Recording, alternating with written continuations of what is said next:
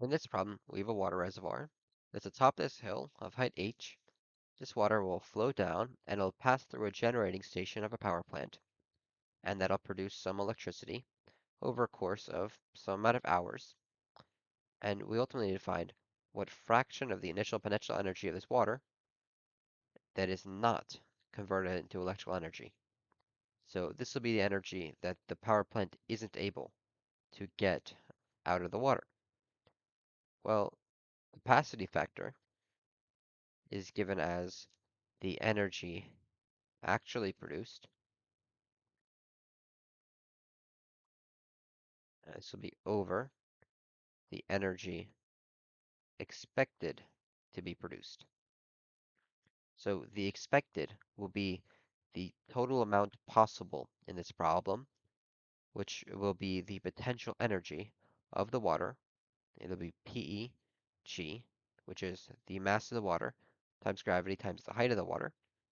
This will be on the denominator because it'll be the maximum possible amount of energy.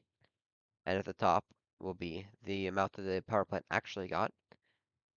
This will show the efficiency of the power plant, but what we need to find is the amount that it did not capture. So what we're solving for, I'll just call L for loss will be equal to 1 minus this capacity factor, which will give us some very small amount that would have been the energy lost. I'm going to start by looking at the energy actually produced, and it tells us that the power plant has a power P over a duration of T hours. Well, capacity factor is also given as power times time in hours, and so the energy expected is also going to be power times T in hours. These times will cancel, so now I just need to find the power that the water could generate as it falls down. Well, power is equal to work over time, except this time is in seconds. So T would have to be converted into seconds. 1 hour is equal to 3,600 seconds. So the power of this water, I'll call PW, will be the work of gravity on this water.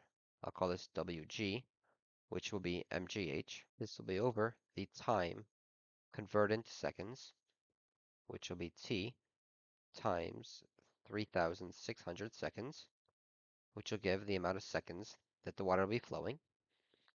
So the power of the water will be equal to mgh over T times 3,600. Now I can plug that into here. L will be 1 minus the power actually produced, which will just be P, because it'll be the power of the plant, over power of the water, which is this term here. L will be equal to 1 minus the power of the plant over the power of the water, which will be mgh over 3,600 T. I can write this as L is equal to 1 minus E times 3,600 T over mgh. So L is equal to 1 minus 3,600 power of the plant times time in hours over mgh. Now, one thing to note is that this mgh it will give you watts. Right?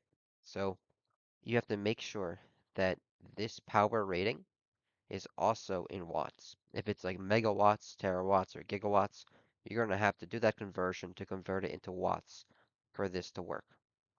So that is your final answer. Thank you for watching.